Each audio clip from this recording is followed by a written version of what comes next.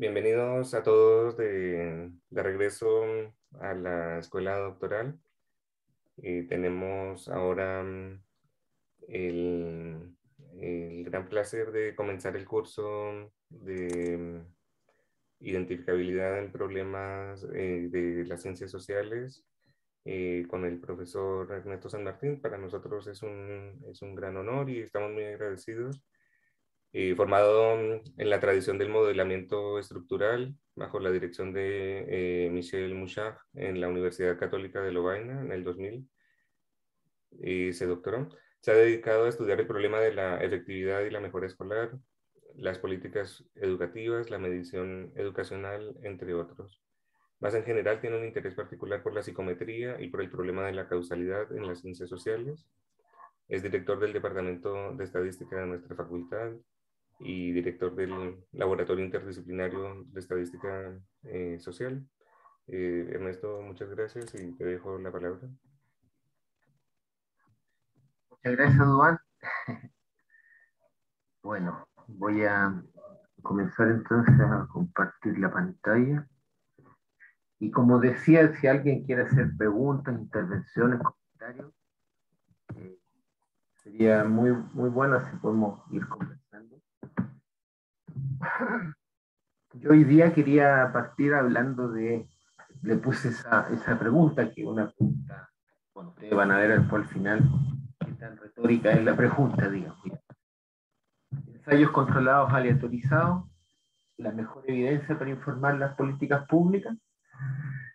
Y quiero comenzar con un breve recuento de lo que se llama las políticas públicas basadas en evidencia, ¿no? Ahí yo hice un resumen de un pequeñito trabajo, artículo de Davis y Boruch, bien chiquitito, tiene como una página y media, que resume más o menos bien el paradigma llamado de políticas públicas basadas en evidencia, que es un paradigma, bueno, pareciera muy relevante y que vale la pena un poco entender de qué se trata. Entonces, una de las cosas que enfatiza esta manera de ver, ¿no es cierto?, la relación entre ciencia y políticas públicas, es que es importante usar evidencia, pero que sea evidencia probada, uno podría decir. ¿Probada en qué sentido? En el sentido de que se pueda tener alguna indicación acerca de la efectividad de una intervención, de modo que si se va a implementar como una política pública, entonces estemos seguros que se está haciendo algo que tiene cierta calidad, ¿ya? Ahí, como dice la lámina, de alta calidad. Para ello, entonces, uno dice esta manera de ver las cosas, ¿no? Que se requieren fuentes de evidencia que sean válidas, confiables y relevantes, y con esa información, si satisfacemos esas características, los hacedores de políticas públicas van a tomar decisiones informadas en relación a intervenciones, ya sea en educación, crimen, justicia, bienestar social. Estoy bien ahí. Lo que hace este paradigma, por ejemplo, ¿no es cierto?, es que logran hacer una jerarquía de la calidad de la evidencia. Porque como uno necesita, digamos, fuentes válidas, confiables, ¿no es cierto?, entonces hay que tratar de graduar la evidencia. Y entonces, hablando muy en general, ¿no es cierto?, la evidencia más irrelevante, más importante, son las revisiones sistemáticas de la efectividad de intervenciones. ¿Qué es lo que uno hace? Simplemente lo que se hace es que, como se revisan muchas intervenciones, o lo que se reportan de muchas intervenciones en algún área, por ejemplo, esto es típico en la industria farmacéutica, pero también en otro tipo de contexto, ¿no es cierto? Entonces, la idea es que al revisar muchas, entonces uno pueda decir, digamos, cuáles funcionan, se puedan aislar ciertos no sé, por contextos específicos que a lo mejor, comillas, hicieron que la política o la intervención en particular funcionase o no funcionase. Incluso se pueden hasta cuestionar o no las metodologías de análisis. Entonces, esa es la idea de poder hacer revisiones sistemáticas. Y lo que las revisiones sistemáticas se recomienda es que se focalicen primeramente en los ensayos aleatorizados y en segundo lugar en los diseños de investigación cuasi experimental de alta calidad. También se utilizan diseños de investigación cualitativa que consideren evaluaciones controladas, o sea, tratando de imitar en algún grado, ¿no es cierto?, lo que podría ser un ensayo aleatorizado. Ahora, así todavía hablando muy en general, ¿no es cierto?, de la consecuencia del el paradigma de políticas públicas basadas en evidencia, ahí le ponemos con las siglas en inglés, Evidence-Based Policies. Dice que de esta manera se establece tanto la evidencia sumativa de lo que funciona, de hecho la expresión what works en este contexto es una expresión técnica, esto es lo que funciona, así como la evidencia formativa de cómo, por qué y bajo qué condiciones las políticas públicas funcionan o fallan. Y las dos grandes corporaciones que existen o colaboraciones que existen al día de hoy en el mundo, por un lado está la Cochrane Collaboration, ustedes pueden mirar en la página web de Cochrane, está instalada en París, y es una, digamos, una tremenda organización que lo que hace es decir, sistematizar, hacer las revisiones sistemáticas y también proveer los manuales para saber cómo debe ser escrito un artículo que va a reportar aquello que funciona. Entonces hay todo un sorte como de algoritmo, ya les muestro una fotografía, de manera que cuando alguien hace las revisiones sistemáticas y lo pone en los buscadores, ¿no es cierto?, los robots que van a buscar, ya se sepa más o menos cómo se busca, cómo se deben escribir las palabras clave, ese tipo de cosas. Cochrane Collaboration está enfocada a digamos, a las evidencias en medicina, ¿ya?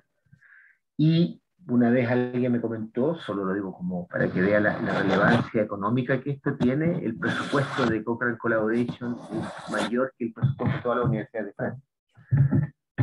Y Campbell Collaboration, que es otra institución que está instalada en Estados Unidos, se dedica al resto de las ciencias sociales, crimen, justicia, educación, y también es una tremenda organización y de nuevo, ¿no es cierto?, tiene los estudios o las revisiones sistemáticas, etcétera. Yo no les muestro la página web, ustedes la pueden. Entonces, aquí, bueno, no sé si se alcanza a ver, pero aquí hay una manera en la cual, ¿no es cierto?, se van como clasificando los trabajos de investigación para que uno tenga como la manera de saber cuán, comillas, o cuál es la calidad de la evidencia. Entonces, pues, parte si el estudio es aleatorizado o no aleatorizado, si hay o no hay seguimiento, si la gente que tenía que ser tratada continuó con el tratamiento o no continuó. No voy a detallar el cuadro, pero ustedes lo pueden mirar. Y entonces, al final de todo este suerte de algoritmos, si quieren, ¿no es cierto?, uno puede clasificar, ¿no es cierto?, la evidencia que está publicada. Fíjense que en términos un poco más generales y más cercanos a lo estadístico, aquí aparece todo lo que de alguna manera enseñamos. Por ejemplo, nosotros enseñamos, se supone enseñamos, lo digo de manera retórica si quieren, la relevancia de los metaanálisis. Hacemos metaanálisis porque uno hace metaanálisis, hace la revisión sistemática de la literatura, en particular de los artículos que reportan resultados de ensayos controlados aleatorizados, y uno tiene toda digamos, voy a decirlo así, una tecnología de cómo se hace el metaanálisis, ¿ya?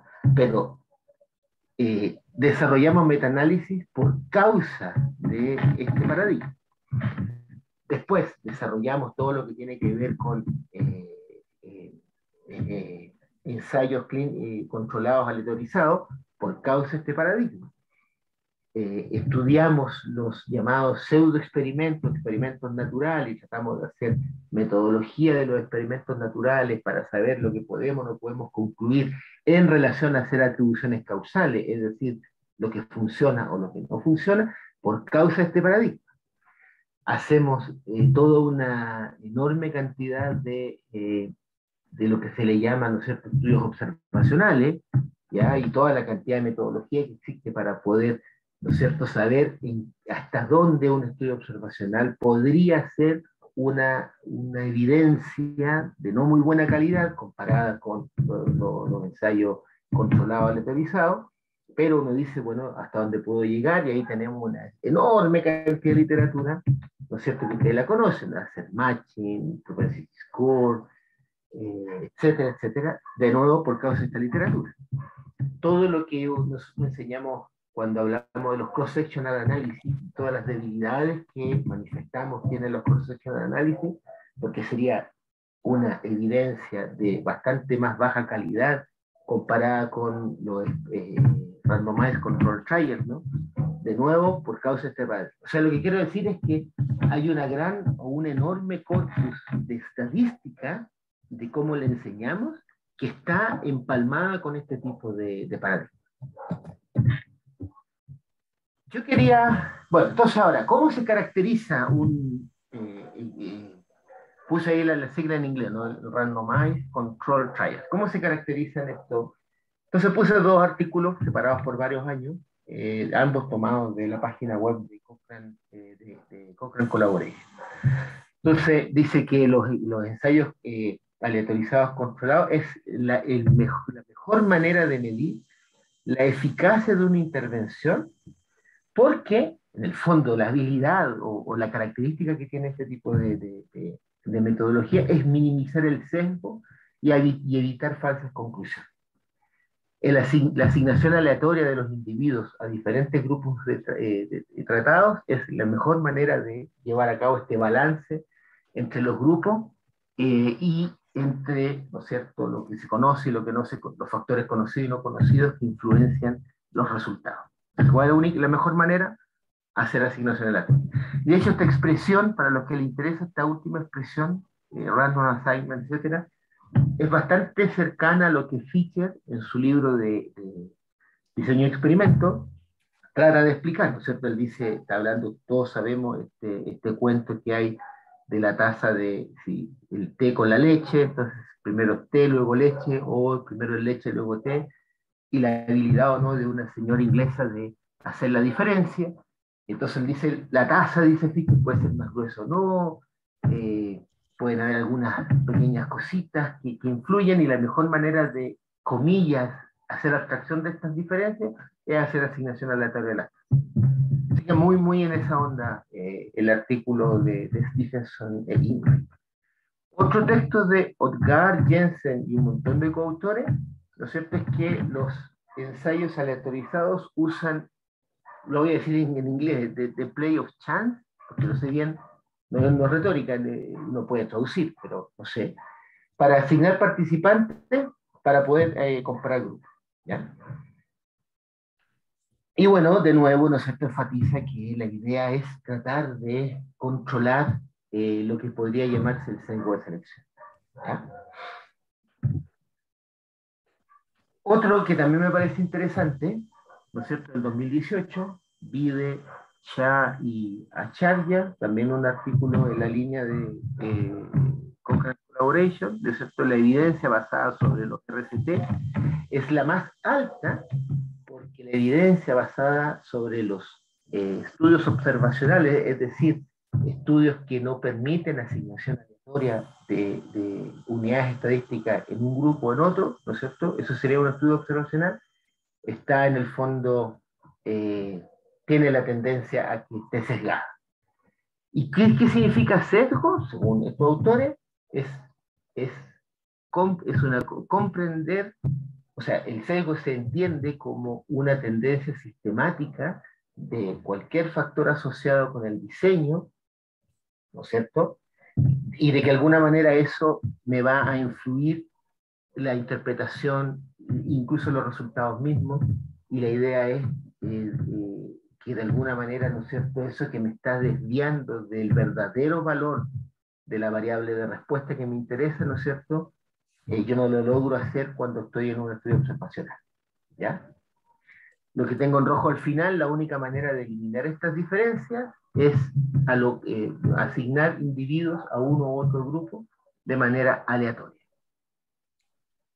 Entonces pareciera que, o sea, digo toda esta citación, estoy armando un argumento para que se vea la relevancia que al día de hoy tiene y que es la evidencia en el triángulo, la gente que trabaja en Evidence-Based Policy o Evidence-Based Practice, tiene un triángulo de la evidencia, en el top del triángulo arriba aparece la revisión sistemática de estudios aleatorizados, y la segunda es los estudios aleatorizados. ¿Por qué la segunda es los estudios aleatorizados y la primera es la revisión sistemática?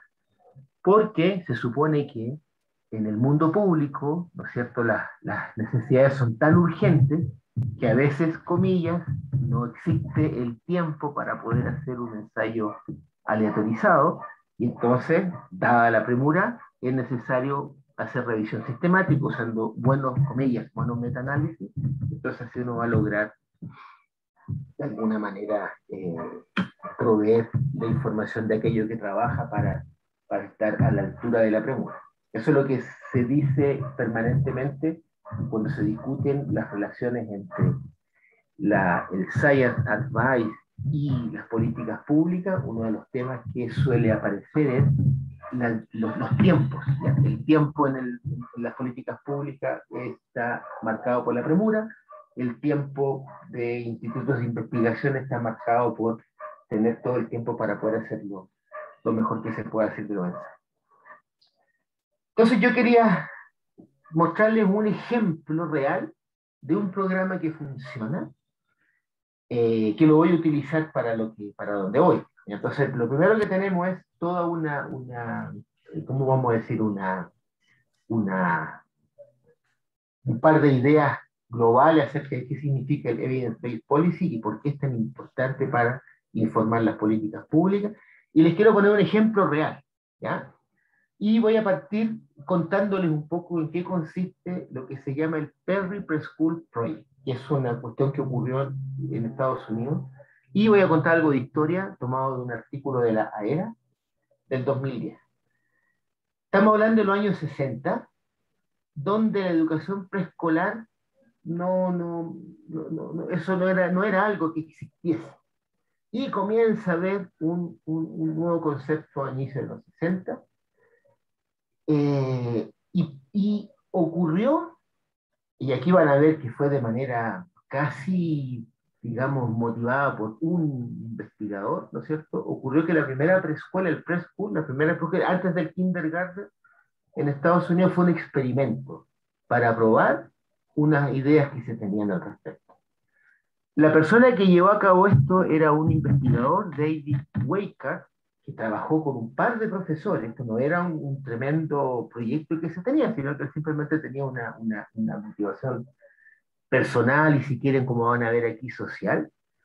Él era un psicólogo de una escuela y era director del programa de educación especial de las escuelas públicas en una pequeñísima ciudad que se llama Ypsilanti, en el estado de Michigan.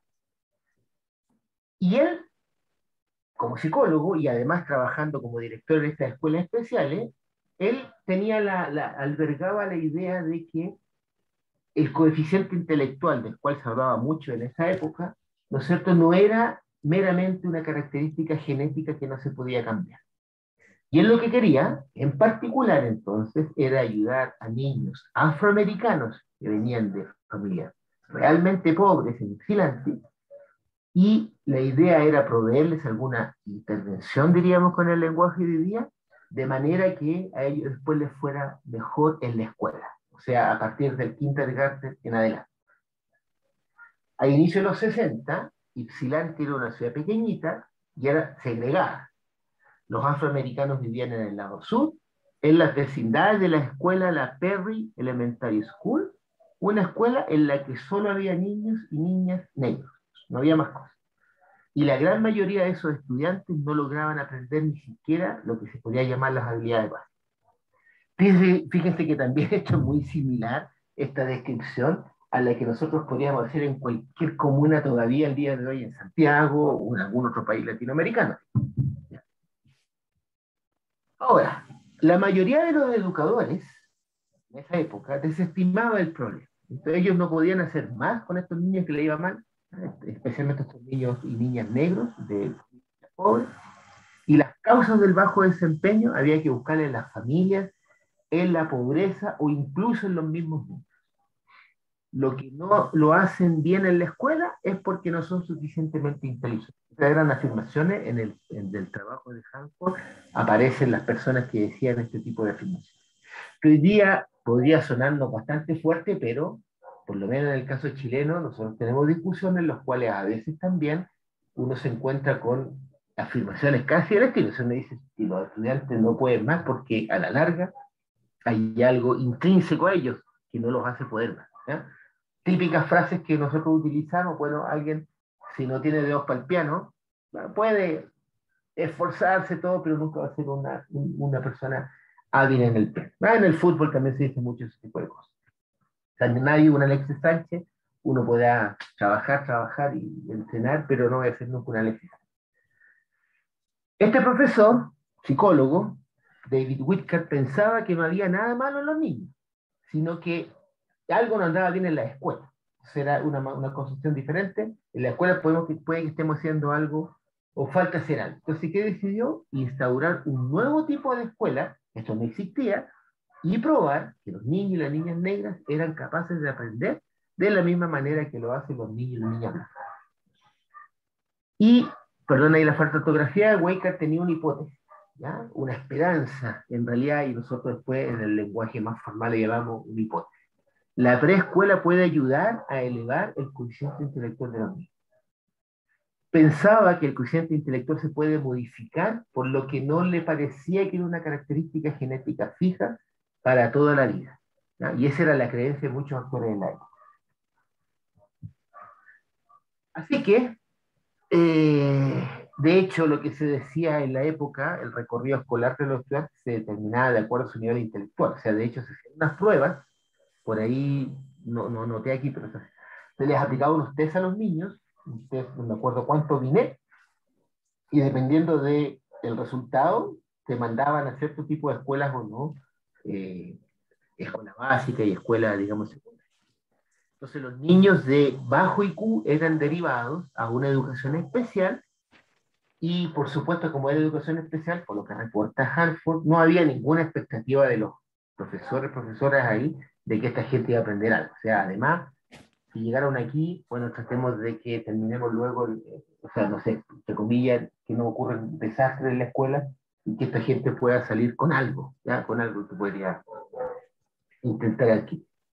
Entonces, Waker tuvo la idea de crear una preescuela para tratar de elevar el coeficiente intelectual antes que los niños se hicieran al kindergarten. Y en ese momento los expertos dijeron, no, esto no es una buena idea, menos con 3, 4 años van a aprender algo, así que esto es una pésima idea. Son demasiado jóvenes los niños para aprender a alguna cuestión en esta idea que tiene, así que, y menos aún si tienen bajo IQ.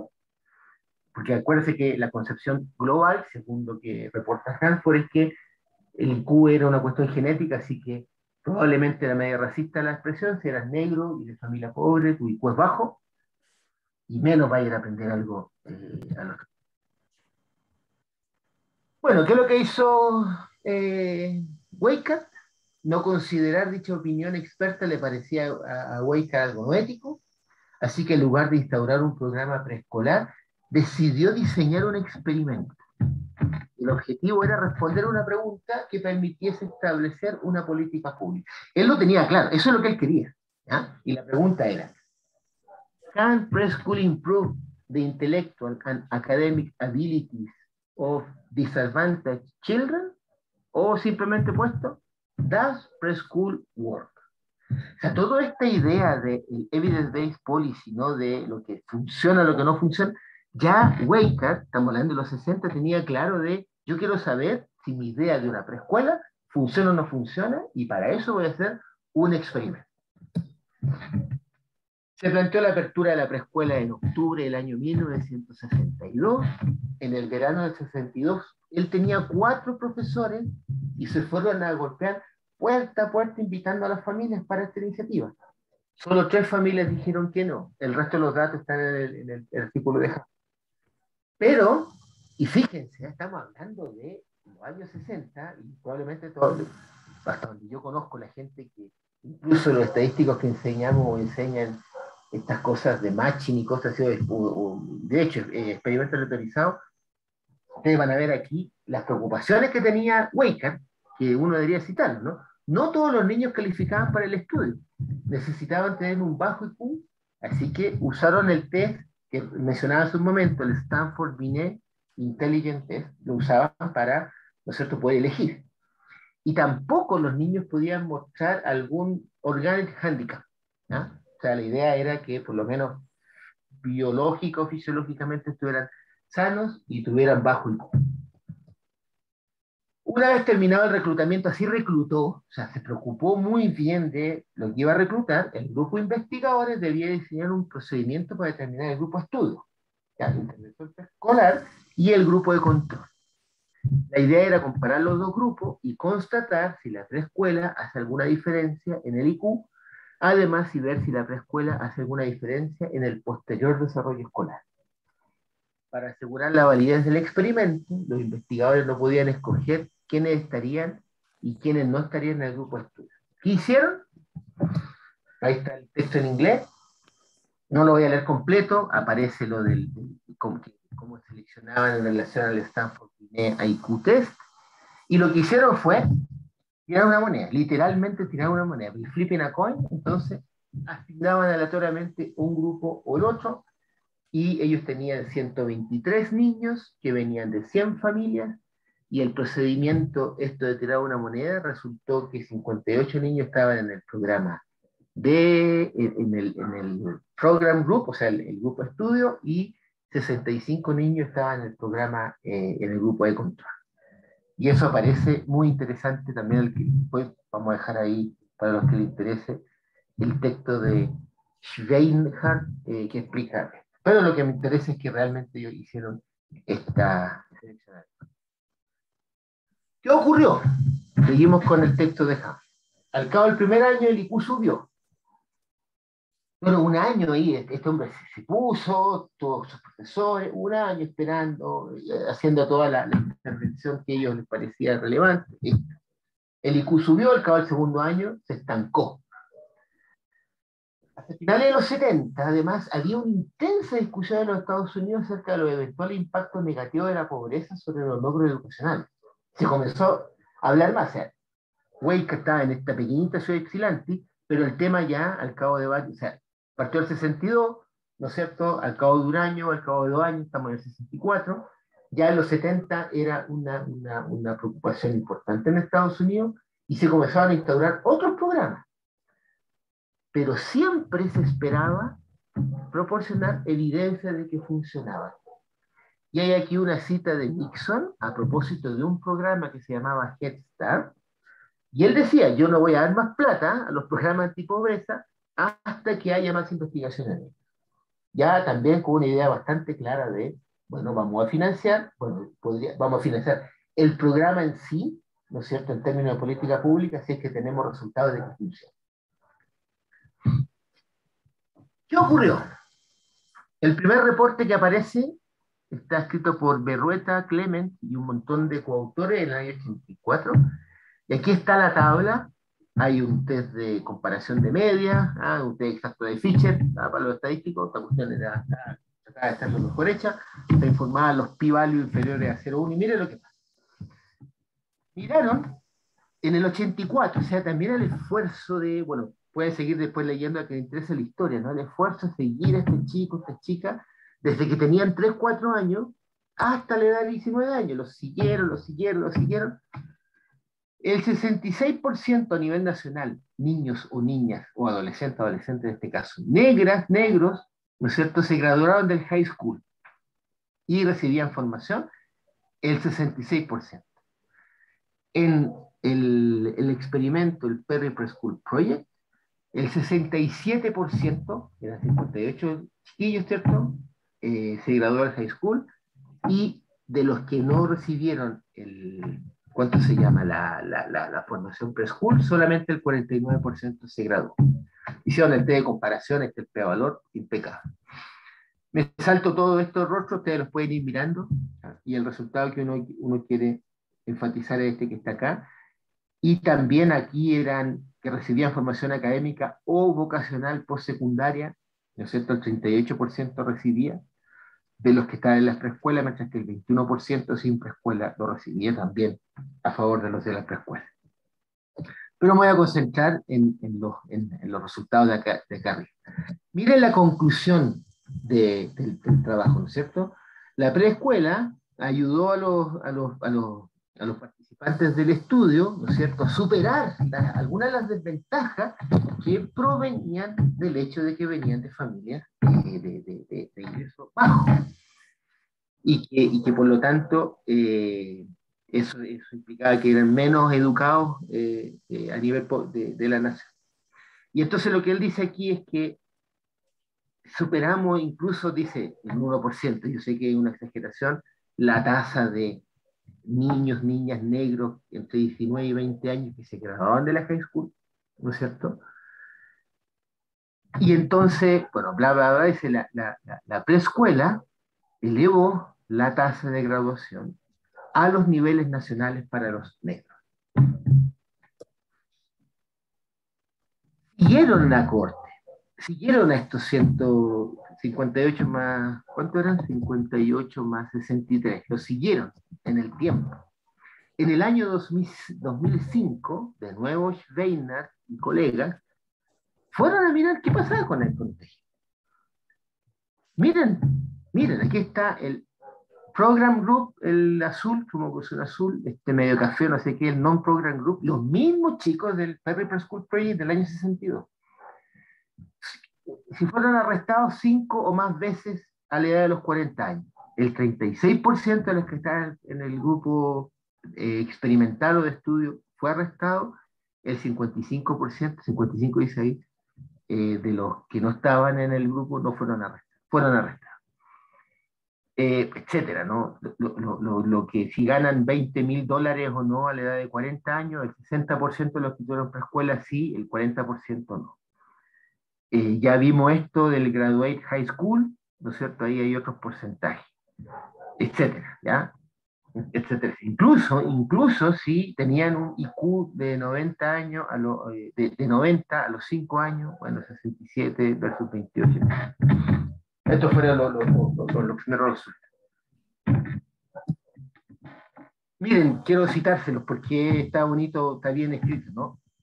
Puesto que la estrategia era una asignación aleatoria, la experiencia de la preescuela en los niños permanece o sigue siendo la mejor explicación para las diferencias de grupos que se ven después en su performance a través del tiempo.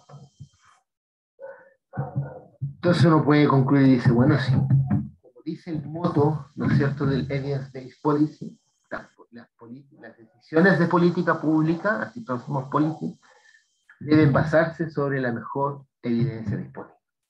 Entonces uno dice, después de esto, deberíamos seguir haciendo, ¿cuánto se llama? Aquí hay un buen ejemplo, ¿no es cierto?, de cómo sería una política pública en evidencia, que puede informar la política pública. De hecho, solo como anécdota, cuando en el año, no me acuerdo, habrá sido el 2015, 16 por ahí, estábamos en el segundo gobierno de la presidenta Bachelet, la Universidad Católica funda el Centro de Datos Longitudinal, algo así, ¿no es cierto? Se inaugura con un discurso de la presidenta Bachelet en Casa Central, y siempre me acuerdo, y la presidenta decía, bueno, este centro, ¿no es cierto?, va a servir para poder hacer revisiones sistemáticas, probablemente algunos experimentos, etcétera, para poder informar las políticas públicas, porque uno de los ejemplos que existe en la literatura universal, digamos, decía ella, es el Perry Preschool Project. Se hizo un experimento, funcionó, Y eso es lo que hace que muchos estados y o gobiernos usen ese programa para poder decir, listo, aquí estamos, tenemos que seguir, ¿cuánto se llama? Financiando los programas políticos públicos que tienen evidencia científica por detrás. Me acordé mucho, porque siempre he andado buscando esta sobrevaloración, que podría ser legítima de acuerdo a todo el cuento que le estoy compartiendo, acerca de la evidencia. Y la verdad es que es solo como, no un dato anecdótico, sino que va a poder tratar de entender en perspectiva, hasta donde he podido rastrear la primera vez que comienza a hablarse de la evidencia como un argumento para poder acceder a proposiciones que tienen cierta solidez. Eso aparece a finales del siglo XVII. En la Inglaterra estamos hablando de lo que sería el origen del modernismo. Y aquí hay un texto de una persona que era muy cercana a John Locke, que también habla mucho acerca de la evidencia. Y lo que me interesa del texto es definiciones bastante, como dicen los ingleses, plain de lo que sería la evidencia, ¿no? Dice que es imposible para nosotros equivocarnos si es que tomamos la evidencia como nuestra guía. Y nosotros nunca nos vamos a equivocar, porque cuando nosotros queremos, porque cuando abusamos de nuestra libertad, negando, ¿no es cierto?, todo lo que pertenece a ella, a la evidencia, o atribuyendo cosas que no vemos en esta idea, dice que este es el origen primero y universal de todos nuestros errores. Muy parecido a las maneras de hablar de la relevancia de la evidencia en políticas públicas. Me gusta mucho un texto acá del mismo Toland, estoy hablando de Toland, cuando él dice que hemos sido formados de manera que nosotros nos debemos doblegar ante la evidencia. Esta es una ley que de alguna manera está inscrita, voy a usar una palabra completamente extemporánea, en nuestras conciencias, una cosa así. Ante la evidencia nos obligamos y si la negamos es porque simplemente nos vamos a equivocar y vamos a hacer acciones errores. Muy interesante, muy interesante. Pero veamos. La palabra chance, random en particular, el random assignment, ¿es un concepto probabilístico? Y la respuesta es que no es un concepto probabilístico. Cada uno de nosotros podría tener una idea semántica de lo que es un concepto, de lo que es una asignación aleatoria. Pero si nosotros tratamos de hacer estadística, ¿no es cierto?, asumimos que la base fundamental para poder formalizar nuestro razonamiento es la teoría de probabilidad de la manera en que la axiomatizó Kolmogorov. Entonces uno lee el texto de Kolmogorov y uno se da cuenta que la expresión aleatorio no está definida. Es solamente una etiqueta como está aquí en esta lámina. Está traducida de la sección 1 del texto de Kolmogorov del capítulo 1. Un espacio de probabilidad que es lo que tiene un conjunto E, que es una colección de elementos psi, eta, zeta, que llamamos eventos elementales. F redonda es un conjunto de subconjuntos de E. Los elementos del conjunto de serán llamados eventos aleatorios. Fíjense que hasta aquí, en la construcción, en la mini construcción, todavía no introducimos ni siquiera el concepto de probabilidad. Solamente estamos diciendo que los subconjuntos del álgebra, estamos en un espacio de muestral finito, ese sería el espacio muestral. Los subconjuntos del álgebra, a eso le vamos a llamar eventos aleatorios. ¿Qué es lo que es un evento aleatorio? Un subconjunto de una familia de subconjuntos D. ¿Qué es lo que es un subconjunto de D? Un evento aleatorio. Cada uno lo puede interpretar como quiera, pero no es un concepto probabilístico. Un álgebra conjunto, F tiene que tener a E, y a cada conjunto A que pertenece a esta álgebra, se le asigna un número no negativo y ese número es llamado probabilidad del evento A. Y esa probabilidad del evento A tiene dos características: PD vale 1, y si A y B son eventos que no tienen elemento en común, entonces está la dividida. Es decir, aquí estamos en el corazón de lo que significa axiomatizar. ¿Qué significa axiomatizar?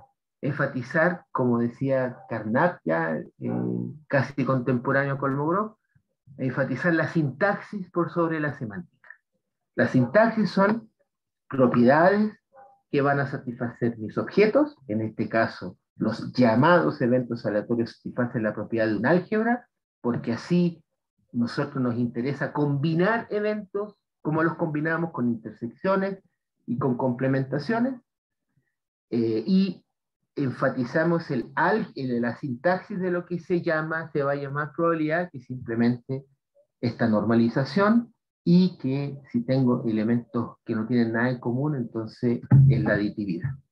Ejemplo que el mismo Kolmogorov pone, ¿no es cierto?, y que muchos de nosotros que hemos enseñado probabilidad ponemos: la frecuencia relativa con un número fijo de repeticiones es una probabilidad.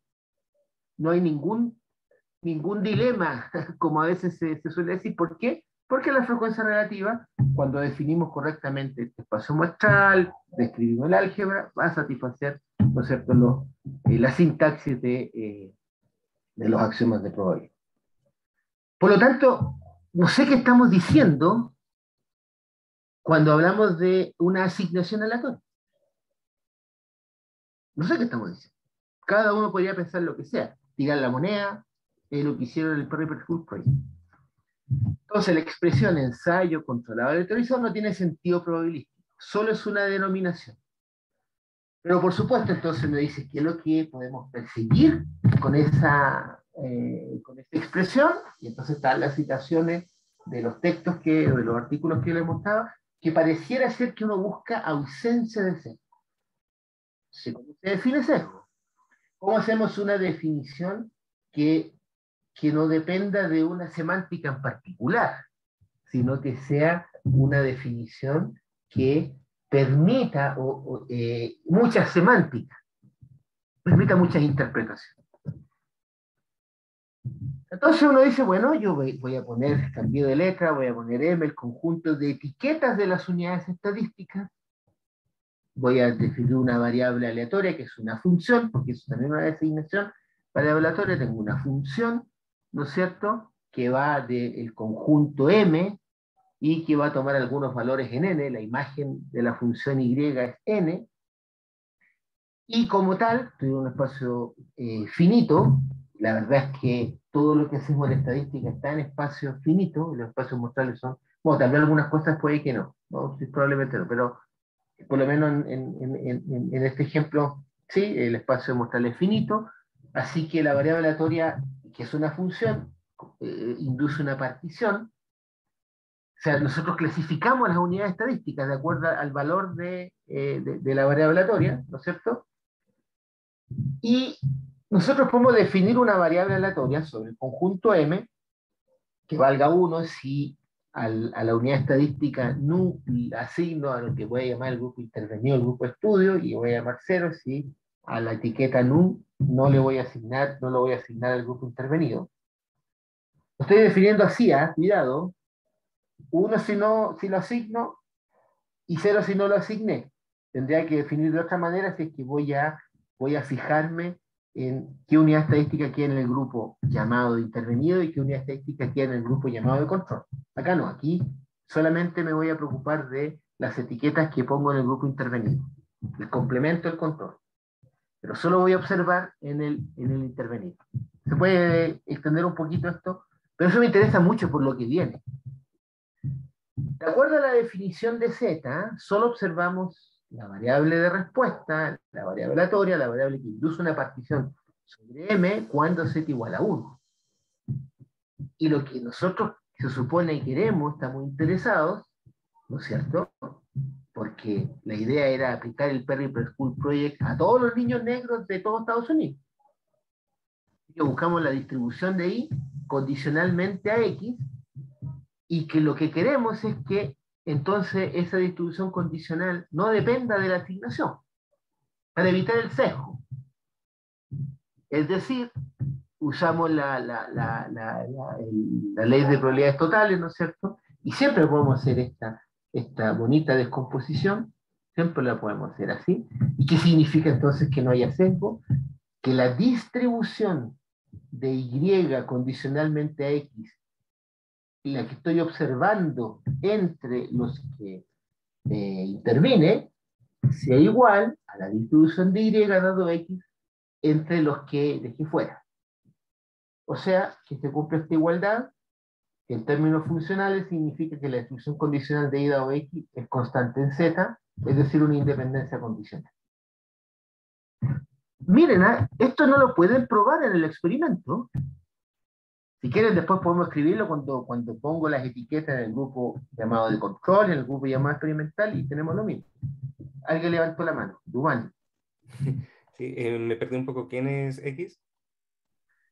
Las características de las unidades estadísticas. En el caso del Perry Preschool Project son niños negros niños negros de familias de bajo ingreso. O sea, definimos un vector, raza, edad probablemente, ingreso familiar. Que en términos de intervenciones de política pública es lo que le interesa al hacedor de política pública. Porque el hacedor de política pública quiere saber, tienen en su cabeza o en su diseño una subpoblación específica. Eso sería la covariable, las covariables que llamamos algunos estadísticos, porque otros consideran las covariables de esta manera. Entonces, ¿Puedes disculpa, por favor, repetir lo de que la distribución de I no depende de la asignación Z? claro, porque lo que se supone que yo ando buscando no es solo reportar lo que ocurrió en el experimento del Perry Preschool Project, suponte que ahí sea uno sí, bueno, de hecho va a ser así más ratito, uno sí se aprobó el high school, cero sí no, pero a mí no me interesa solamente, porque no era la intención de que eso funcione en esos niños de esa preescuela, en ese caso particular, sino que me gustaría, siguiendo la retórica de Evidence-Based Policy, me gustaría que eso se considere como una evidencia para poder aplicarlo a todos los niños, en todas partes, y no solamente a aquellos a los cuales yo me permitieron hacer este experimento. Entonces lo que yo quiero es que quiero definir, porque no lo puedo operacionalizar, quiero definir un ensayo controlado, aleatorizado, como aquel en el cual voy a evitar el sesgo, es decir, que los resultados que observo, que se resumen en la inclusión condicional y dado X, no dependan de Z, no dependan de aquellos en los cuales yo les asigné el tratamiento. Entonces, en ese ejemplo, Y es la evidencia del logro. La evidencia del logro. Y Z es la elección del grupo de control y el grupo de... Exactamente. Y X serían los niños, las características de las unidades estadísticas. Gracias. Entonces, lo que nosotros creemos hoy día, y esto es lo que hemos escrito con un colega, con Jorge González, ¿no es cierto?, es que un experimento aleatorio, un randomized clinical trial, se define por medio de esta condición, independencia condicional. Bueno, y además Z es independiente de X porque yo estoy asignando a la unidad estadística sin observar las características de la unidad estadística. Por eso ponemos Z independiente de X. Entonces, esto define un randomized clinical trial. No es la moneda que tiro al aire porque no está definido el aleatorio en probabilidad. Y si esto lo define, yo de alguna manera, y es lo que quiero enfatizar, voy a creer que esta igualdad se da porque no la puedo probar. No la puedo probar. Simplemente yo creo que haciendo esta, comillas, lanzando la moneda o cerrando los ojos para escoger a las unidades estadísticas o la semántica que quieran, yo voy a creer que eso evita el sesgo. No lo puedo probar, solamente lo tengo que asumir. Que no es la manera en que se explica la fe en los ensayos en los randomized control trials. Disculpa, Ernesto, una pregunta chiquita de la notación. Ese símbolo de independencia y el símbolo de condicionado arriba, ¿en qué orden se leen? Es como Z condicionado a X, esa es una unidad sintáctica, y Mira, Y sea independiente de eso, o es al revés, que la independencia está déjame condicionada a X. compartir la pantalla. Así sí, gracias, porque en realidad yo debería definir esto. Si tengo, bueno, voy a tener un espacio de probabilidad y tengo variables aleatorias definidas sobre ese espacio de probabilidad. Entonces definimos, formalmente se dice, la X es independiente de Y condicionalmente a Z, esto se lee así, bien en general, o pongámoslo con distribuciones de probabilidad, la distribución de probabilidad de X condicionalmente a Y y Z solo depende de Z, o también se puede probar que son equivalentes la distribución conjunta de X y dado Z, es el producto de las distribuciones condicionales, y por lo tanto, como es producto, hay simetría, entonces la distribución de Y dado X como Z solamente depende de Z. ¿Ya?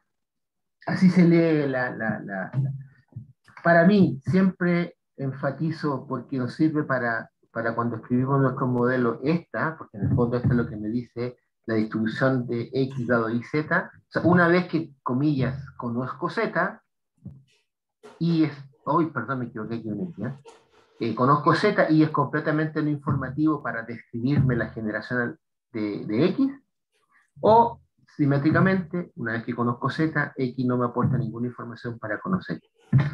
Y esta sería la...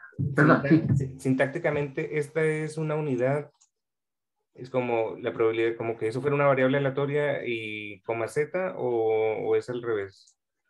O es como que sintácticamente esto es una unidad y es X Ya. Bien, bien, mucho mejor escrita. Perfecto. Y por ejemplo aquí, ¿esto es una unidad o...? Sí. No, ya.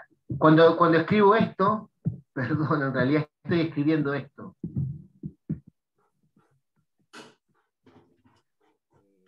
Intersección Z de omega.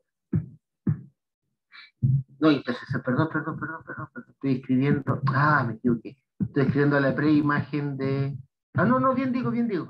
Y de omega igual a algún valor, no sé, perdón, igual a algún valor, y z de omega igual a algún valor. A ver, espérame, déjame... Solamente en el caso, porque después se generaliza. Suponte tú que el espacio muestral M es finito, ¿ya? El cardinal de M es finito. Me voy a definir dos variables aleatorias sobre M, X e Y, van de M, y supongamos, para simplificar, que ambas tienen el mismo espacio imagen. ¿Cómo se define la distribución de X igual a X condicionalmente Y? ¿Ya? Entonces, esta se define de esta manera. En la distribución de X igual a X condicionalmente igual a Y, ese número multiplicado por la indicadora que Y igual a Y, y vamos a sumar sobre todos los posibles valores de Y. Una función simple. Esa es la probabilidad condicional. ¿De acuerdo? ¿Ya? Y la defines, en realidad esa es la manera de escribirla y la manera de, que parece una pequeñez, pero no lo es, entonces la defines vía este teorema de representación, que sería simplemente el teorema de probabilidades totales. ¿Ya? O sea, Sí, de acuerdo. ¿Y cómo la entendemos nosotros los estadísticos? Una manera de entenderla, un fenómeno marginal siempre es la marginalización de algún fenómeno condicional. Por eso las probabilidades condicionales nos sirven para intentar proponer modelos explicativos, y son las variables sobre las que condicionan las que te ayudan a explicar la variable que tenemos al lado izquierdo de esta barrita. Y ahora, claro, entonces hay que leer eso así. Esto en realidad sería la distribución de X igual a X condicionalmente a Z. Entonces, si quiere, escribimos la función simple, y en esa función simple, que tendría las indicadoras sobre Y igual y chico por el indicador de Z igual Z chico. Entonces la dependencia funcional vía los indicadores sobre Y no van a aparecer, desaparecen. Por eso uno dice, ah, no son informativos. Y ese es el modo de hablar de la gente en ciencias sociales. Una vez que controlé por la raza, la educación de la madre, inventando cualquier cosa, no tiene ninguna influencia para explicar si me gusta el básquetbol o el fútbol. No estoy inventando cualquier cosa. Entonces esto sí, hay que leerlo como que condicionado a Z, X es independiente ahí. Exactamente. O Y es independiente de Z. Y no que X es independiente a este objeto. Esa no es la manera correcta de leerlo. Exactamente. Dado Z, X es independiente de él. Perfecto, gracias. Ok.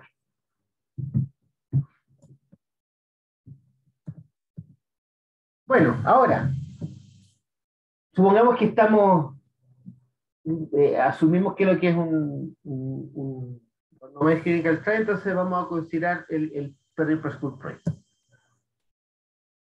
Y vamos a introducir esta terminología. Aquí me cambié en inglés porque ya no importa, está en inglés, no es por nada, simplemente está.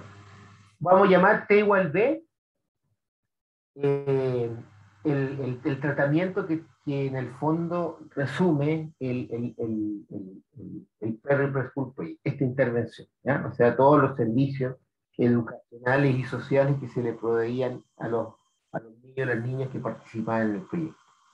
Y vamos a llamar T igual a, ¿no es cierto? Solamente habían algunos servicios que se les ofrecían a los niños en ese momento, y eso es el grupo de control, pero no se les ofrecían servicio educacional, o sea, preescuela. Y vamos a llamar I sub I de T, una variable de la teoría binaria, que va a indicar si es que tenemos high school graduation a la edad de 19 años, bajo el tratamiento T. Entonces, I de B sería 1 si se gradúa y 0 si no, cuando estoy en el grupo de control, y misma cosa para I de A. ¿Ya? Entonces, ¿qué es lo que nos revelan los datos en términos de probabilidad? Entonces uno dice, bueno, la probabilidad de IB igual 1 es 67%, la probabilidad de ID igual 1 es 49%. ¿Ya? Ahora, miren este argumento. ¿Cuál es el problema que tenemos? El problema que tenemos es, ¿no es cierto?, ¿qué es lo que el experimento nos revela acerca de la graduación del high school, de la tasa de graduación? Entonces, ¿ya? ¿Qué es lo que nos revela? O lo que podría ocurrir bajo el hecho de que algunos niños reciban el Perry Preschool Service y otros no lo hagan. Y eso puede ocurrir porque puede ser, bueno, y eso pasa en muchas políticas públicas, ¿no? Puede haber gente que tal vez hoy día parezca menos extraño, pero te puedo dar un ejemplo para el paralelo, ¿no? De que no quiere enviar a sus niños tan chiquititos a la preescuela. 3, 4 años no lo quieren. También puede ser que haya restricciones presupuestarias en una nación. ¿Ya? No alcanza, y en Chile ha sido el caso, porque poco a poco se ha ido logrando lo que se llama la educación universal, porque simplemente no da el dinero. Otro ejemplo de una política pública en la cual uno no le puede poner la pistola al pecho a la gente para que acepte la política, ¿no? Por ejemplo, vacunarse. Hay gente que no se quiere vacunar. Ni siquiera hay que ser antivacuna, no me quiero vacunar, punto. ¿Ya? Y uno dice, tengo un paralelo, un experimento en un laboratorio y la vacuna parece que funciona para un grupo, no funciona, qué sé yo, uno dice, sí, es más probable que funcione que no funcione, funcionar de acuerdo a bla, bla, bla, bla, bla. Y hay gente que no se cree. Entonces el problema que uno tiene con lo que vamos a llamar una extrapolación de un experimento es, ok, yo observo lo que ocurrió en el laboratorio, ¿qué pasa si yo lo quiero extrapolar, es decir, lo quiero implementar como una política pública, pero hay una condición? Por alguna restricción no se puede aplicar universalmente, digamos esto incluso a todas las unidades estadísticas que son similares a las de los grupos que fueron intervenidos. ¿Qué es lo que pasa en ese caso entonces? Miren, cada miembro de la población, porque yo soy el asesor de política pública y hay cosas que yo no observo, ¿no? Entonces, tiene alguno de los 4 valores I de B, I de A. Aquí está el grupo de las personas que con o sin preescuela no se gradúan del high school. Yo tengo que asumirlo de entrada. Aquí están el segundo vector aquí en este panel, ¿no es cierto? Están las personas que sin preescuela se graduarían, se gradúan, y con preescuela no se gradúan. Puede ocurrir, tengo que imaginar, ¿no es cierto?, que en una de esas hay una parte de la población de interés que bajo el tratamiento yo empeoro sus perspectivas de graduación y sin tratamiento las mejoro. Después está la gente que es lo que más piensa uno, ¿no? Un asesor de política pública. Estarían los estudiantes, las estudiantes que con preescuela se gradúan, sin preescuela no se gradúan. Y está la gente que son, digamos, entre comillas, los genios, no sé, por llamarle, con o sin preescuela se van a graduar igual. Y es interesante porque entonces uno se da cuenta que la asignación del tratamiento, ¿no es cierto?, no tiene ningún impacto sobre las unidades estadísticas para los cuales estos dos valores de estas variables, I de B e I de A, son iguales, pero va a determinar el outcome, ya sea de manera positiva o negativa, para aquellos donde esos valores son diferentes. Es decir, si yo aplico el tratamiento y la gran parte de mi población está caracterizada por este vector 0,0, no pasa nada, o por 1,1, no pasa nada. Sin embargo, si yo lo aplico a este panel que está abajo, 1,0, ayudo, y si lo aplico 0,1, la verdad es que no ayuda a nadie. Entonces, la tasa de graduación factible más alta se va a obtener, ¿no es cierto?, se va a alcanzar por una regla de tratamiento que siempre selecciona el tratamiento con la mejor outcome de graduación, ¿no es cierto? Y por lo tanto, le vamos a asignar el tratamiento T igual B, preescuela, a todas las personas con I de B igual 1 e I de A igual 0, y vamos a asignar el tratamiento T igual A todas las personas con I de B igual 0 e I de A igual 1. Estoy haciendo aquí una cuestión que es una imaginación. Yo soy un hacedor de política pública y podría ocurrir que por alguna razón que no podemos formalizar, yo estoy haciendo lo mejor que se puede hacer. Y lo mejor que puedo hacer es, le asigno el tratamiento a aquellos que lo requieren, porque sin el tratamiento no se gradúan, y no les asigno el tratamiento a aquellos que lo requieren, porque con tratamiento no se gradúan. Y en ese caso, si yo lo hice de esa buena manera, de esa manera, voy a llamar así, optimal, entonces, solo las personas, ¿no es cierto?, las personas que no se gradúan son aquellas que I de B vale 0 e I de A vale 0. Porque los que tienen 1 se gradúan. Y en consecuencia, la tasa de graduación va a ser 1 menos la proporción, perdón, de las personas que tienen 0,0. ¿Cuál es la tasa más alta que podemos obtener? La que tiene, perdón, de nuevo, 1 menos la proporción de los que no se gradúan en ninguna de las dos circunstancias. Y en el resto y por eso hago la resta, porque en el resto, ya que hice una correcta asignación a las unidades estadísticas que lo requieran, entonces tengo estas dos, esa va a ser la tasa de graduación. Pero también yo podría pensar en una asignación o en un, comillas, hacedor de política pública que hace las cosas mal. Es decir, que asigna el tratamiento a aquellos que no lo requieren y no asigna el tratamiento a aquellos que lo requieren. Y de esa manera, entonces voy a obtener la tasa de graduación más baja. ¿Y cuándo se va a alcanzar? Entonces, cuando la regla de tratamiento, ¿no es cierto?, que va a ser un diseño erróneo, va a ser tal que le vamos a asignar no preescuela a los que requieren preescuela para graduarse, porque sin preescuela no se gradúan, y les voy a asignar preescuela a los que no requieren preescuela, porque sin preescuela no se gradúan, y con preescuela no se gradúan, y sin preescuela se gradúan. Por lo tanto, como lo estoy haciendo estoy haciendo una asignación errónea, la tasa de graduación va a ser solamente aquellos donde la política no tiene ningún impacto, es decir, 1,1. Entonces tenemos la mayor graduación es 1 menos la proporción de los que no se gradúan, y eso ocurre cuando hay una asignación correcta, y la menor graduación cuando hay una asignación incorrecta, y la menor graduación va a ser la proporción de los que no necesitan ni tratamiento ni no tratamiento. En consecuencia,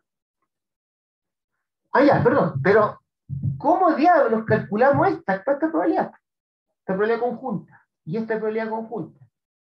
Y ahí estamos mal, porque el experimento, si yo creo que el experimento hace lo que hace, es decir, controlar el sesgo de esa expresión, solamente me informa las probabilidades marginales, la marginal de I de B y la marginal de I de A, no la conjunta. Así que el experimento no me revela o no me da información de la expresión conjunta de 0,0 y de 1,1. ¿Por qué? Porque el experimento está diseñado de esa manera. ¿No es cierto? El tratamiento T igual B y el tratamiento T igual A son mutuamente excluyentes. Y entonces tenemos lo siguiente. Y eso, bueno, yo creo que ya va a ser la próxima clase. Mañana lo vamos a hacer en los argumentos.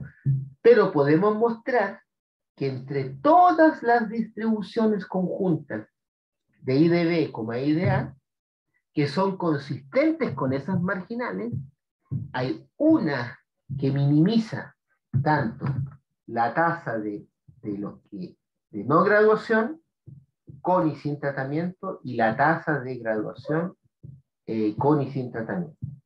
Y esa distribución de probabilidad va a estar dada por esto que tienen acá.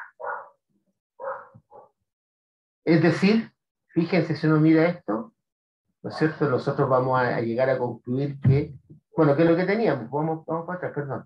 Aquí, ¿no es cierto? Teníamos aquí la tasa más alta era 1 menos la probabilidad de los que no se gradúan en cualquiera de los dos casos.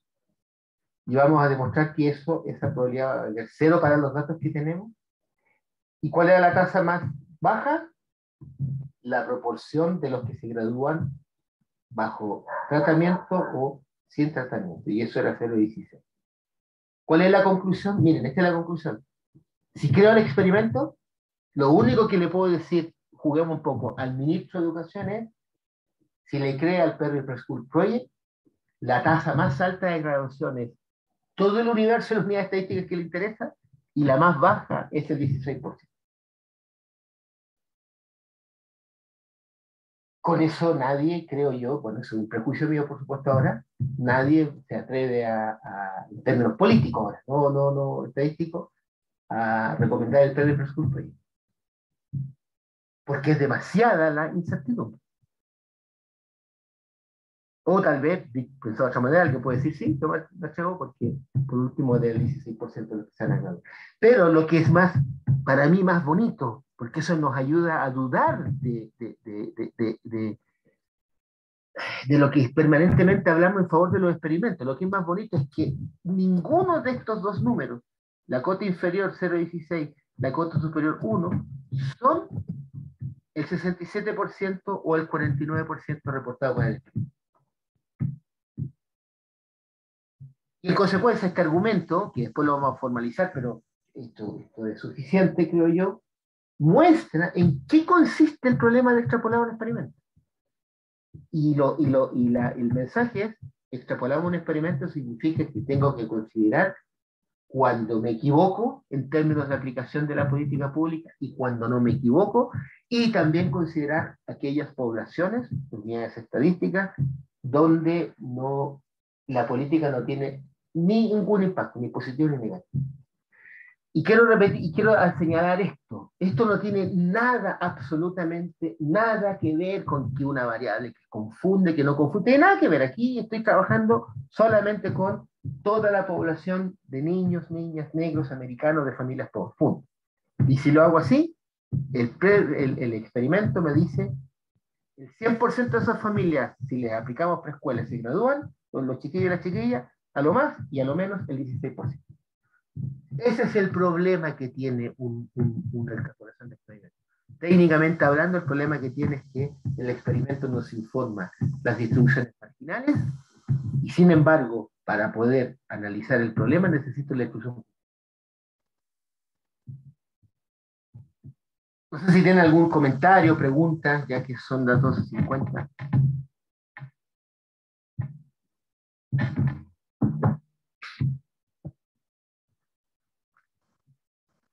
El que quiera hablar, yo voy a cerrar aquí para poder mirar las caras. Hernán.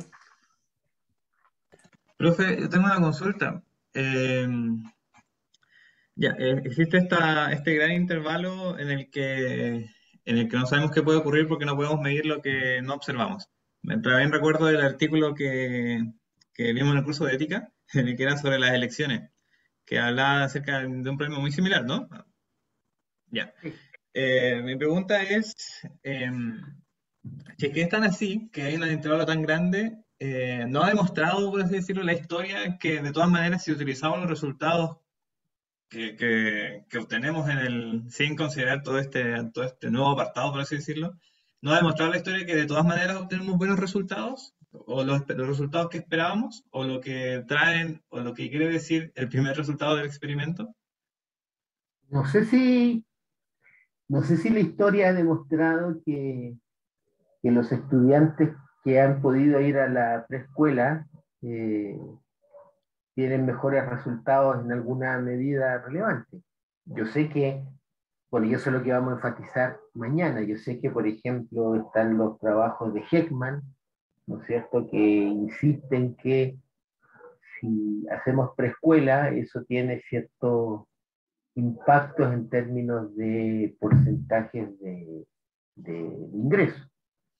Pero eso está mediado por algo que vamos a insistir mañana, que es eh, supuestos adicionales. Lo que vamos a discutir mañana es que, porque yo creo que la pregunta yo la podría refrasear o podría apoyar en tu pregunta, Hernán, y uno diría, bueno, entonces, ¿por qué diablos los hacedores de política o los que están interesados en hacer science advice igual empujan esto? Ah, porque hay algo adicional, supuestos.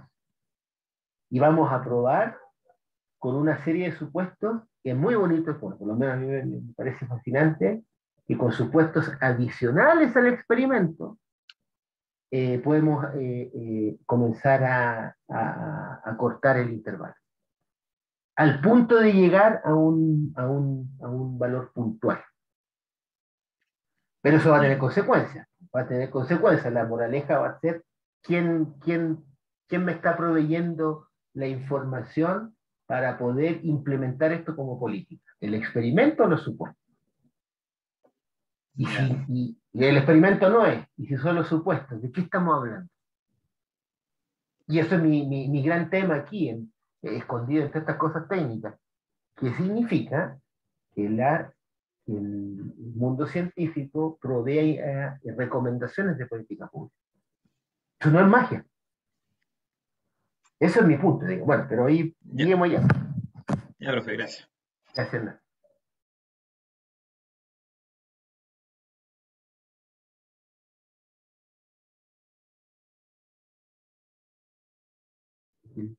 Ahí voy a leer a la... En el chat tenemos la pregunta de Rosita Machacán. Ya, voy a leerla, ¿ya? Dice, hola, buenas tardes, buenas tardes. Una consulta sobre este mismo experimento. Se revisa únicamente en torno a la variable asistir o no asistir a preescuela, pero no me queda claro si... Ya, después voy a compartir los documentos. Esto era no era solo asistir, recuerde como lo comentaba al inicio, esto era realmente un programa donde, si usted lee el texto de la historia, los profesores estaban, 3, 4 profesores que estaban participando en esto, estaban súper fascinados, probando, hoy día diríamos así, nuevas metodologías, asistía a los chiquillos, las chiquillas, se le hacía un montón de actividades para adquirir y reforzar habilidades básicas, cognitivas básicas. Se visitaba a los padres para que los padres tuvieran información. Una suerte, estoy exagerando, pero para que se entienda lo que quiero decir, una suerte de escuela de padres, qué es lo que tienen que hacer con los chicos en la casa, etcétera. O sea, era una intervención bien contundente en términos de trabajo, de interacción con los niños. No era solo ir y no ir. Y recuerde, era una de las primeras, si no la primera, preescuela que existió en Estados Unidos. ¿Ya? Entonces, claro, yo sé que hoy día después se va a trivializar en asiste o no asiste. De hecho, hay algunos artículos que discuten y dicen, pucha, en realidad, si uno quiere realmente que los mismos resultados del Perry Preschool Project se vean reflejados en otros grupos o poblaciones de interés, hay que hacer lo que hacían en el programa, y ahí da la lista. No es solamente mandar al chico al jardín, a la preescuela o no. Entonces era bastante contundente lo que se hacía.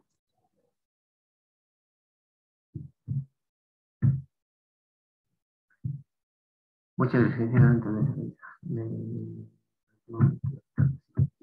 Ya, vale, muchas gracias.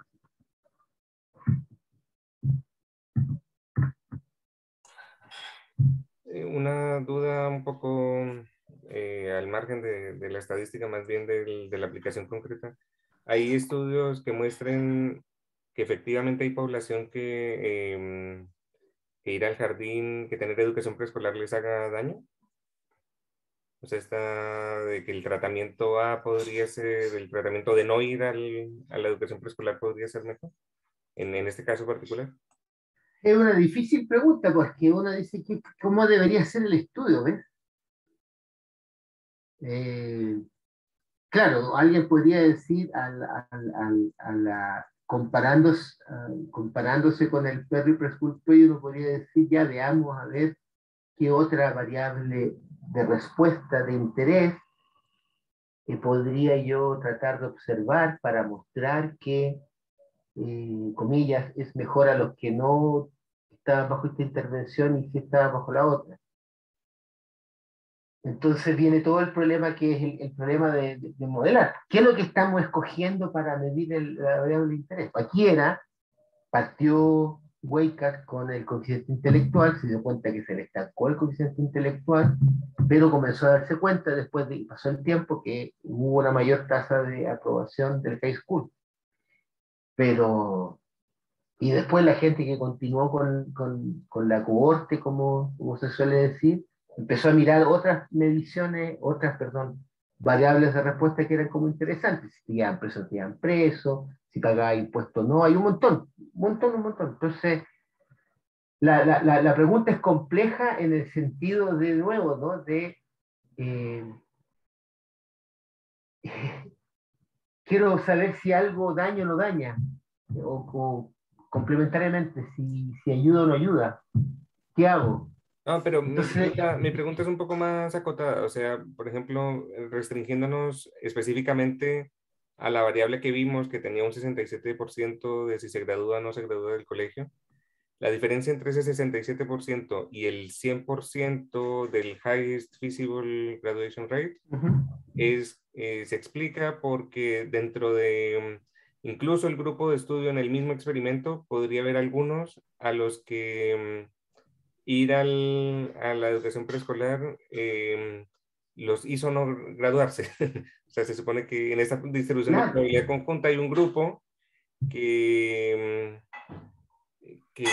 podría haberse graduado sin ir al preescolar y que yendo al preescolar no se gradúa. ¿Hay estudios de que algo así suceda? no que yo, o sea, no lo sé, eso sí que no lo sé. Ahora, tomando en cuenta lo que acaba de decir, yo podría reportar los resultados de manera complementaria, ¿no? Podría decir la probabilidad de no graduarse cuando fuiste a la otra escuela era el 33, parece, no sé, y de no graduarme en el otro era 51. Entonces igual uno podría Claro. preguntarse por qué no se graduaron estos, digamos. Pero eso sí, bueno, aprovecho también el complemento, ¿no? Eh, la cuestión sería justamente, ¿cuánto se llama? Que aquí los resultados son, como decimos los técnicos, probabilísticos. No es determinístico en el sentido de que si estoy bajo el tratamiento, con probabilidad uno voy a observar tal cosa. No. Y eso también es importante tenerlo en mente. Gracias, Ernesto. También. Entonces, bueno, este curso continúa mañana a las 2 de la tarde en hora de Chile. Y hoy, dentro de una hora, tenemos una charla que nos la imparte Isabel Bodrí del Departamento de Estadística, titulada Inferencia estadística a partir de una muestra de una red social. Eso va a ser dentro de una hora, también a las 2 de la tarde en hora de Chile. Así que muchas gracias a todos y que estén muy bien. Gracias, Ernesto. Gracias. Chao, Nos gracias. vemos mañana.